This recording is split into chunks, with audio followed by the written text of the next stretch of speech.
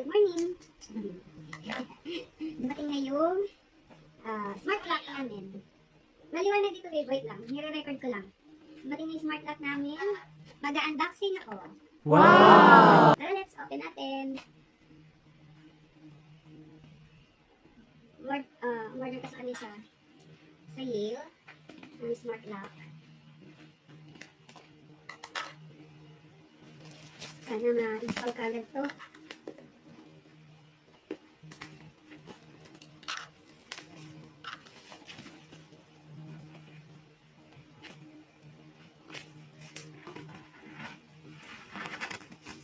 Taran!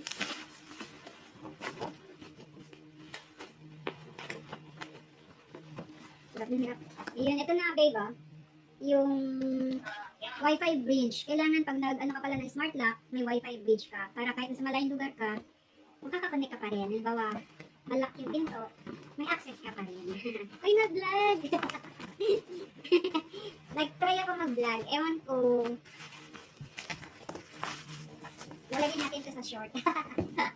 Lagyan natin sa reels na lang muna. Yan. Nandito pa ako sa Kasara. Nag-start kami ng business namin na Airbnb. So, ito na lang yung kulang. Smart lock. Tagal namin pinagtanuhan kung anong smart lock. Meron na kami dyan kaso hindi pinayagan ng Empire East. So, kung sino gusto bumili ng digital smart lock na ang halaga is 20,000 eh.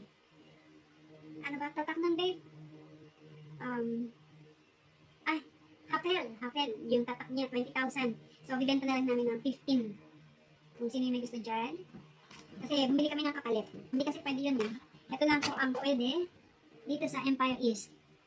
Yale na digital din, pero wala siyang wala siyang knob. Tcharan! Tcharan! Ayan po. May kasama siyang user guide. At saka user. Alisin na natin yung box. Kasama siyang user guide. Ayan yan. Ito pala siyang cellphone, babe. Para siyang cellphone. Meron din siyang casing. Yung nakalagay, black. Tapos may casing siya kung gusto mong palitan ng gold or silver. Pero ang allowed lang dito sa Empire is black. Kaya, yan lang siya papalitan. Ito siya. Ayan siya. Uy, pa ganyan pa. Alam mo. Ayan po. Wow. Ayan siya. Ito yung lalagay sa pero hindi tatanggalin yung existing na door na bawal kasi additional lang po ito para mabilisan. Kasi kailangan to pag kailangan syempre papa-Airbnb ka na. So, yan. May dalawa siyang extra cover. Gray and gold. Ay, ganda. Ito yung kasi tawag doon deadbolt din kasi siya. May susian. Digital and deadbolt siya. So, ito yung susi niya. May tatlo siyang keys. Just in case mawala ng kuryente, manually, pwede mo siyang ma-unlock. Tapos, ito yung likod niya. Sa likod ng door. Malit lang din. Hindi naman siya, bulky.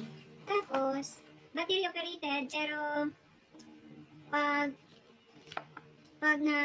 nalobat, pwede nga siyang, manually na ma-open. Kulit.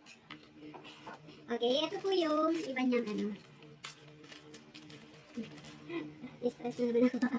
stress na naman yung looks. Ay! Babe. Dalawa lang yung niya. Okay. Meron po siyang kasamang tatlong key. Ay, bali apat pala, babe. Apat yung key. Yung parang micro na siya, micro.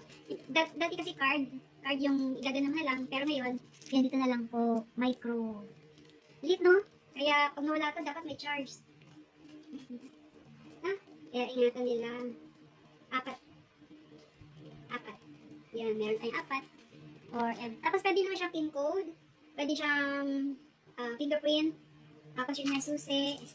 Tapos, yun nga, itong pinaka-card niya. Ano po ba isa?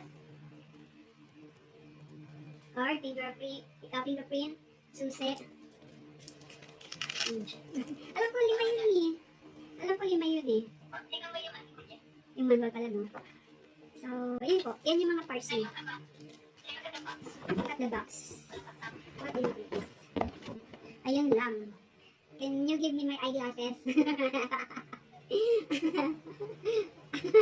Can you give me my eyeglasses? Right there beside you. Okay. Basta ito po yun. Okay na lang po. Paano ba explain yun? Basta siya sa akin yun eh. 5. Ha? Ito. Ano to? Wi-Fi bridge to. Kailangan tayo kung isasaksak mo lang dun sa ano para connected pa rin siya kahit malayo tayo. Makaka-access tayo. Bawa, ma-lock yung guest natin. So, pwede natin i-unlock kahit malayo tayo. Diba ang galing? Connected lang to sa Wi-Fi bridge. I-connect lang natin sa Wi-Fi na. One time charge. 3,580. Oh, 3,580. Tapos ito, ano ba to? 15. Bali kasi 19,000 lahat to eh. Plus, kulang ko lang 20.